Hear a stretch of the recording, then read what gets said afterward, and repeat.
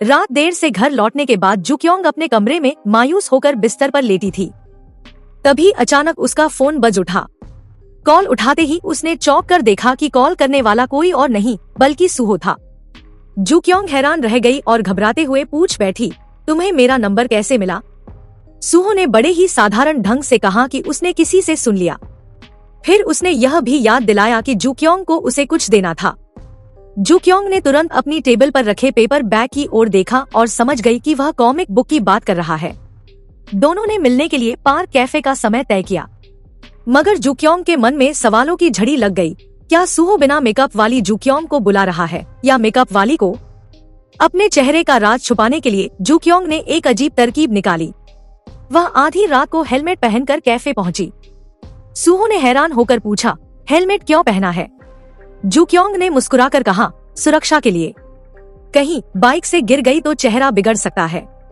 सूहो ने ज्यादा परवाह नहीं की और कॉमिक बुक मांग ली।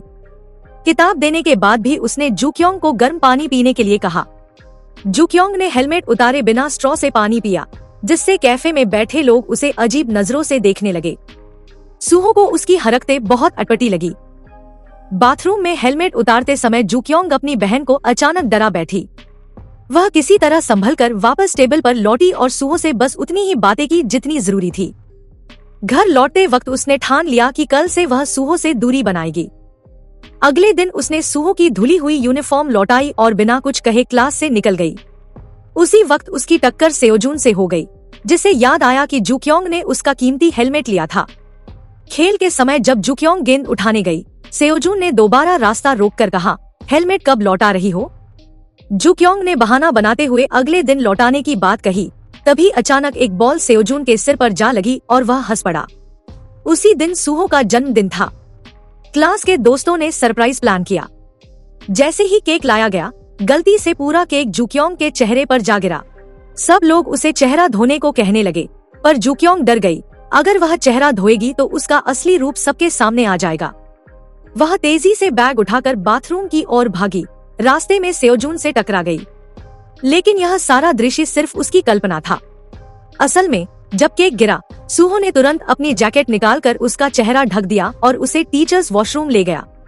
वहां जुक्योंग ने जल्दी जल्दी मेकअप ठीक किया और क्लास में लौट आई। अब उसे यकीन हो गया कि सूहो ने उसकी बिना मेकअप वाली सूरत देख ली है।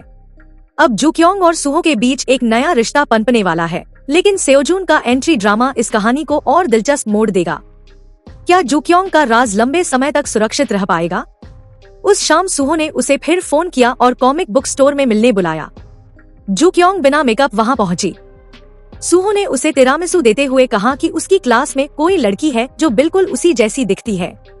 जुक्योंग ने घबराकर कहा कि उसका चेहरा बिल्कुल साधारण है और वह उस स्कूल को जानती भी नहीं। सूहो ने मुस्कुराते हुए कहा, तुम्हारी एक्टिंग बहुत खराब है। तुम ही जुक्योंग हो, है ना? जुक्योंग ने आखिरी कोशिश में कहा कि वह उसकी कजिन है। तभी उसकी माँ दुकान में आ गई और ऊंची आवाज में उसे नाम लेकर पुकार बैठी। सारा सच सामने आ गया। शर्म से लाल हुई जुक्योंग भाग खड़ी हुई।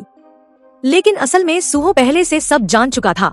उसे उस समय पता चल गया था जब जुक्योंग ने उसकी शर्ट लौटाई थी और उसमें कॉमिक बुक रह गई थी। घर पहुंचकर जुक्योंग ने अपनी तकदीर को कोसा। तभी उसने अपनी बहन को वीडियो गेम खेलते देखा जिसमें हीरो हार मानने को तैयार नहीं था। उससे प्रेरणा लेकर उसने अगले दिन गु नारा नाना जैसी डिटर्मिनेशन के साथ मेकअप किया और स्कूल पहुंची।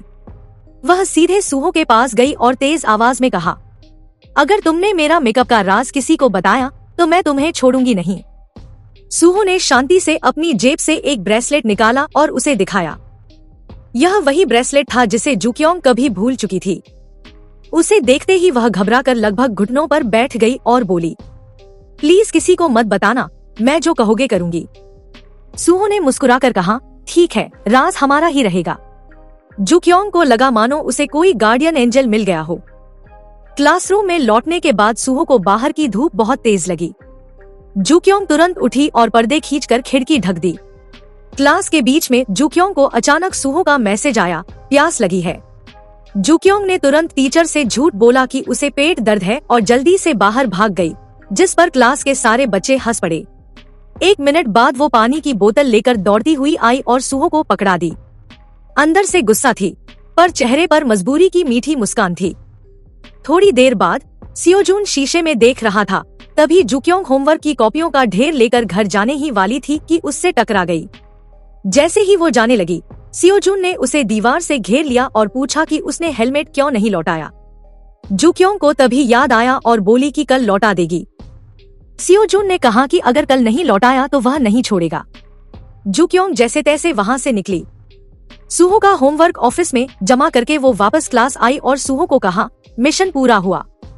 सुहो ने जब कंटेंट पढ़ा तो हंसी नहीं रोक पाया। घर पहुंचकर जुक्योंग हेलमेट ढूंढ रही थी तो पता चला उसका छोटा भाई उसे पहले ही बेच चुका है। गुस्से में वो भाई के पीछे दौड़ी और उसकी पिटाई करने लगी। तभी माँ आ गई और सब रुक गए। थोड़ी देर बाद जुक्योंग को फिर से सुहो का मैसेज आया, कॉमिक बुक स्टोर से किताब लेकर 10 मिनट में अम्यूजमेंट पार्क आओ। टाइम कम था, इसलिए उसने भाई को चुप कराने के लिए गाल पर किस किया और माँ को चकमा देकर निकल गई। कॉमिक बुक स्टोर पहुंची तो किताब अभी अभी एक लड़के ने ली थी। जुक्योंग ने उससे विनती की कि किताब उसे दे दे। उधर सुहो इंतजार कर रहा था। जुक्योंग ने लड़के को खुश करने के लिए आइसक्रीम तक खरीदी, पर तभी सुहो का मैसेज आया, 10 मिनट हो चुके हैं। मजबूरी में उसने किताब छीनने की कोशिश की, जिससे लड़का नाराज हो गया। फिर जुक्योंग ने उसे खुश करने के लिए ज़ॉम्बी डांस किया। यही सीन सुहो ने देख लिया। आखिरकार किताब मिलते ही जुक्योंग सुहो से मिली, समझाया और किताब पकड़ाई और चल दी। अगले दिन जुक्योंग हेलमेट की बात करने सियोजून के पास गई। उसने एक पर्ची उसकी जेब में डाल दी और कहा कि उसके जाने के बाद पढ़ना। दोस्तों ने सोचा कि ये लव लेटर है। जब सियोजून ने खोला तो उसमें हेलमेट के गुम होने की बात थी। गुस्से से उसके हाथ कांप उठे। क्लासमेट्स देखने लगे, लेकिन इज्जत बचाने के लिए उसने कहा, ये तो वैसे ही है जैसे पहले वाले लव लेटर। क्लास में लौटते ही सुहो ने जुक्योंग की ओर इशारा किया। उसका डर फिर से लौट आया। दोपहर में सुहो ने जुक्योंग को रूफटॉप पर बुलाया और कहा कि वो स्कूल की टैलेंट कंपटीशन में भाग ले। मिशन पूरा करने के लिए जुक्योंग ने जमकर प्रैक्टिस की। किरदार चुनने का दिन आया। जुक्योंग ने ज्यादा पानी पी लिया, इसलिए वॉशरूम गई। वापस आकर शीशे में खुद को मोटिवेट किया। जब ऑडिशन रूम के दरवाजे पर पहुंची तो उसे लगा सब अंदर जा चुके हैं, इसलिए उसने दरवाजा खोला, माइक्रोफोन और फोन रखकर डांस शुरू कर दिया। अंदर बैठे टीचर हैरान रह गए। इसी वक्त सुहो भी अंदर आया और ये नजारा देखा। जुक्योंग इतनी मस्ती में डांस कर रही थी कि ध्यान ही नहीं दिया। लाइट ऑन हुई तो उसे एहसास हुआ कि गलत जगह आ गई है। पूरा ऑडिटोरियम उसे घूर रहा था। शर्म से भागते समय सुहो संतोष की मुस्कान लिए देख रहा था। स्कूल से घर लौटने पर माँ ने डांटा कि मेकअप करने से अच्छा है नए शब्द सीखो। थोड़ी देर बाद छोटा भाई हेलमेट लेकर आया, पर जुक्योंग ने ध्यान नहीं दिया। तभी उसे फिर से मैसेज मिला और वो तुरंत कॉमिक बुक स्टोर भागी। बाहर निकली तो बारिश शुरू हो गई। भारी बारिश में दौड़ते हुए वो कुछ गुंडों से टकरा गई। उन्होंने गालियां दी और कहा कि वो इतनी बदसूरत है कि लोगों को डराती है। जुक्योंग माफी मांगती रही, पर वो नहीं माने। आसपास के लोग भी हंस रहे थे, कोई मदद नहीं कर रहा था। सुहो ने जुक्योंग के पैर पर चोट देखी और पूछा कि बारिश में छाता क्यों नहीं लिया। जुक्योंग को लगा वो उसे छाता खरीदने कह रहा है, तो उसने गुस्से में कहा, क्या आपको कोई काम नहीं कि मुझे छोटे छोटे काम बताते हैं? उसी पल उसके सारे दुख फूट पड़े। जुक्योंग बोली, बदसूरत होना मेरी गलती नहीं है, फिर सब मुझसे नफरत क्यों करते हैं? जुक्योंग को रोता देख सुहो ने अपना कोट उतारकर उसे ओढ़ाया और बोला, यहीं रुको। फिर वो बारिश में दौड़कर दवा लेने गया। उसी वक्त सियोजून ने ये सब देख लिया और गुस्से में बाइक दौड़ा दी।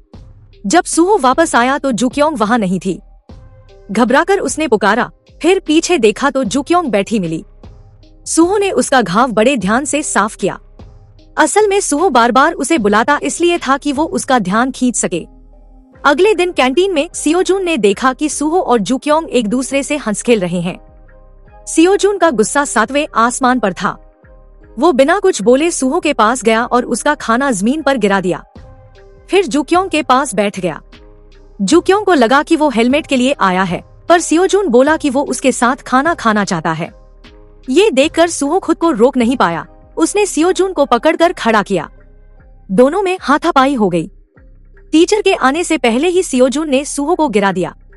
लड़ाई की खबर पूरे स्कूल में फैल गई। 2 हैंडसम लड़के जुक्योंग के लिए लड़ पड़े। क्लासमेट्स ने जुक्योंग से पूछा कि वो किसे पसंद करती है। वो बेहद शर्मिंदा हो गई। सहेली सुआ ने सबको हटाया, लेकिन अफवाहें फैलती रहीं। अफवाह रोकने के लिए दोस्तों ने जुक्योंग को लड़कों के साथ डेट पर जाने की सलाह दी। इत्तेफाक से सुहो ने ये बात सुन ली और दोनों ने मिलने का प्लान बनाया। जुक्योंग सिनेमा पहुंची। सुहो पहले से लास्ट रो में बैठा था।